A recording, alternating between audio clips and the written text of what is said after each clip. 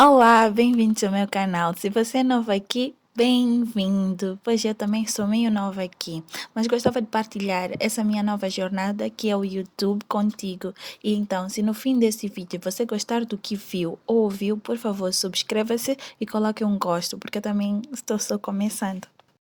Bem, para começar, vamos falar de um filme ou um desenho animado que me arrepiava a espinha toda quando era criança, Coraline, ou Coraline, como muitos dizem.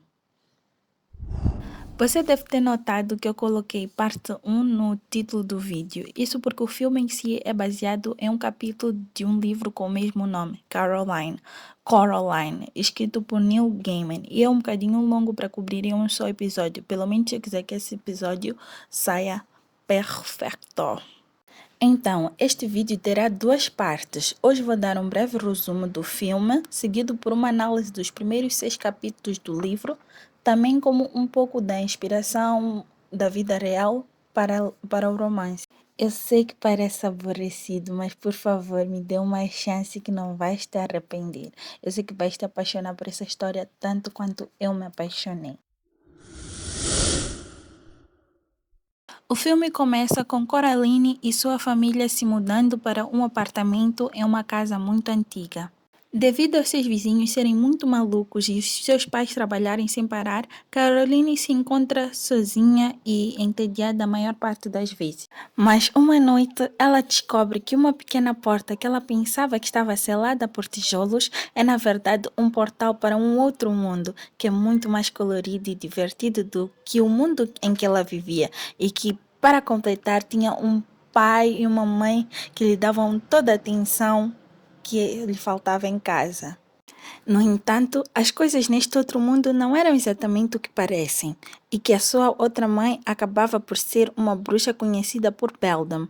Esta bruxa aprisionava crianças em sua casa, costurava botões em seus olhos e recolhia as suas almas. Acreditem ou não, isso é um filme infantil. Coraline consegue escapar desse mundo aterrorizante, mas é forçada a voltar depois de descobrir que Beldam sequestrou os seus pais.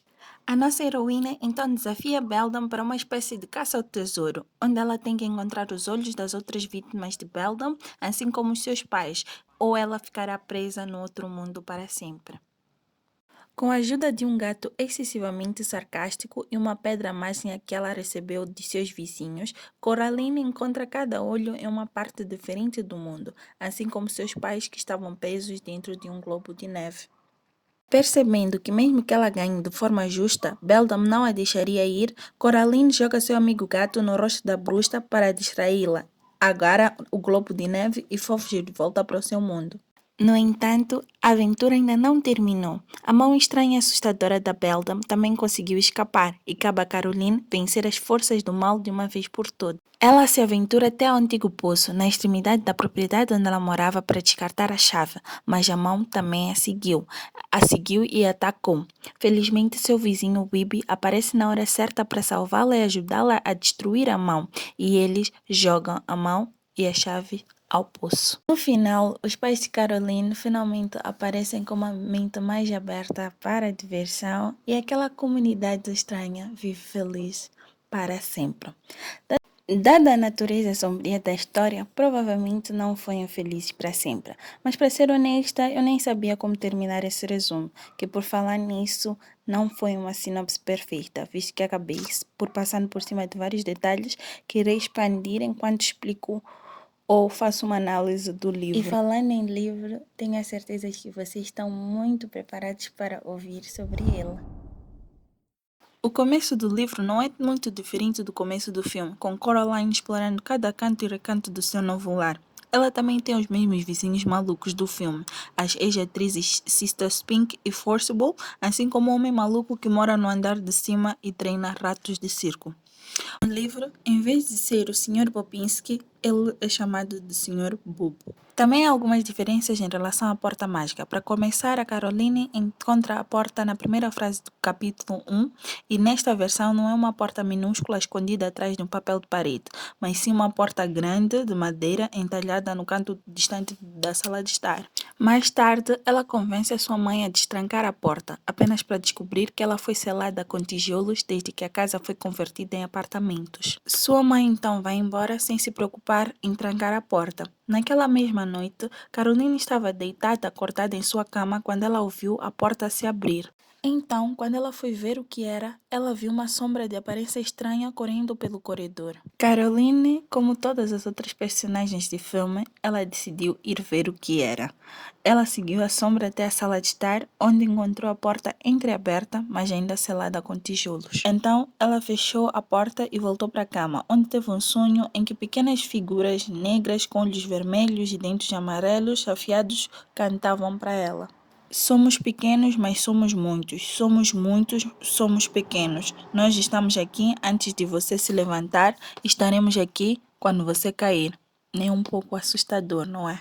No dia seguinte, Coraline continua vagando pela propriedade e tem algumas interações estranhas com seus vizinhos. Primeiro tem o Sr. Bobo, que passa uma mensagem dos ratos para ela. Não passe pela porta. O que é interessante, porque quando ele diz isso aqui no livro, ela age como se não soubesse do que ele fala, mas no filme ela fica tipo, oh, aquela porta por trás do papel de parede? Não sei por que que os diretores do filme escolheram fazer essa mudança. Talvez tenha sido um bocadinho contraditório para as crianças que assistem. Enfim, Carolina acaba por ir tomar chá à casa da Miss Pink e Miss Forcible, que acabam por ler as folhas do seu chá e predizem que ela está em grande perigo. Miss Pink acaba oferecendo uma pedra que estava num jarro em cima da sua lareira. A pedra contém um buraco no meio. Você deve se lembrar que isso acontece muito mais tarde no filme e a pedra é esculpida de um pote cheio de caramelos, lembras? Para os que estão curiosos sobre o significado da pedra, deixe-me iluminar este mistério para você. Pequenas pedras com buracos criados naturalmente em seus centros são chamadas de pedras bruxas e acreditava-se que possuíam várias propriedades mágicas. Ao olhar através do buraco, era possível ver bruxas disfarçadas e armadilhas. Elas também podem ser usadas para curar certas doenças, prevenir pesadelos e também usadas como amuleto para proteger contra a bruxaria e o mal. Então, no dia seguinte, quando Carolina estava sozinha e entediada em casa, ela decide destrancar a porta de tijolos mais uma vez. Mas desta vez, a porta não está fechada com tijolos. Desta vez, a porta abriu-se para um grande corredor escuro que aparentemente cheirava a muito antigo e muito lento. Portanto, nenhuma luz brilhante e um túnel maluco nesta versão. Naturalmente, sem hesitar, Carolina entrou no corredor escuro do outro lado, onde ela encontrou uma casa que parecia exatamente a casa dela, só que com algumas diferenças sutis, incluindo cores mais brilhantes e pinturas de aparência mais sinistra. E é nesta casa que ela conhece sua outra mãe, uma mulher que se parece quase exatamente com sua mãe, mas tem a pele mais pálida, é mais alta e mais magra, e tem botões no lugar dos olhos, claro. A outra mãe também é muito mais carinhosa do que sua mãe verdadeira e faz um almoço delicioso para Coraline. Me deixa com fome. A menina estava morrendo de fome, então ela se sentou com os outros pais e comeu o máximo que pôde. Também não a condeno. Então, depois do almoço, ela foi para o seu quarto, onde ela encontrou ratos cantores, aqueles de sonhos, né? Esperando sobre a sua cama. E conheceu um outro senhor bobo, que era ainda mais estranho neste mundo do que no mundo anterior. Então, Caroline decidiu que ia explorar. E como tu podes imaginar, as coisas só ficaram mais estranhas a partir daí. Logo depois de sair, Caroline encontra um gato preto que ela também encontrou se esgueirando em sua propriedade no mundo real. Só que neste outro mundo, ele fala e parece tão pretensioso quanto você poderia imaginar que um gato pode ser.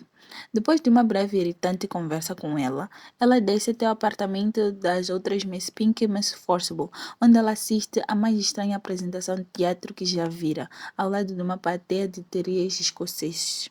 No teatro, ouve-se uma música muito ruim tocando, alguns diálogos sem sentido e tudo termina com uma manobra de arremesso de faca. Caroline é escolhida para ficar na frente de um alvo com um balão na cabeça, enquanto a Miss Forcible joga uma faca no balão e estoura, graças a Deus. Na minha humilde opinião, ou pessoalmente, eu gosto mais dessa versão do que da performance do musical ridículo que eles escolheram para colocar no filme. Depois de se sentar, Carolina ouve com um dos cachorros na plateia que esse ato ou essa atuação continua literalmente para sempre, ou seja, não tem fim. Então ela decide sair. Coraline retorna para seus outros pais que a esperam no jardim com sorrisos enormes e totalmente nada aterrorizantes em seus rostos.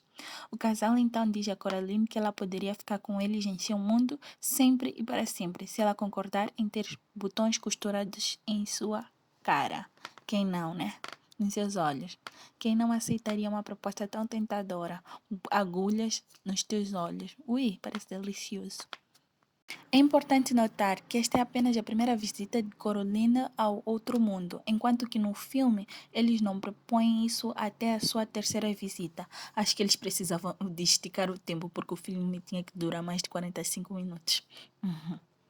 Bem, Carolina decide rejeitar essa oferta tentadora quase instantaneamente. Não consigo imaginar por que ela rejeitaria uma oferta tão tentadora assim, mas enfim, cada um é cada qual. Então, ela retorna pela porta mágica para sua verdadeira casa e depois da sua volta, ela começou a notar algumas coisas estranhas. Os seus pais não estavam em lugar nenhum e ainda não haviam retornado na noite seguinte. Por volta das 4 horas da manhã seguinte, Carolina é acordada pelo gato preto dando tapas em seu rosto. Ela então segue pelo corredor até um espelho de corpo inteiro e quando ela olha para ele, gente, ela vê seus pais olhando para ela com muito medo em seus olhos. Embora ela não gostasse, Caroline soube imediatamente o que ela tinha que fazer. Ela tirou o pijama, pegou numa lanterna para iluminar, maçãs para comer e colocou a pedra que as velhas lhe tinham dado no bolso. Caroline se aventura de volta para sua outra casa, onde ela se confronta com a sua outra mãe, que, é claro, nega qualquer responsabilidade.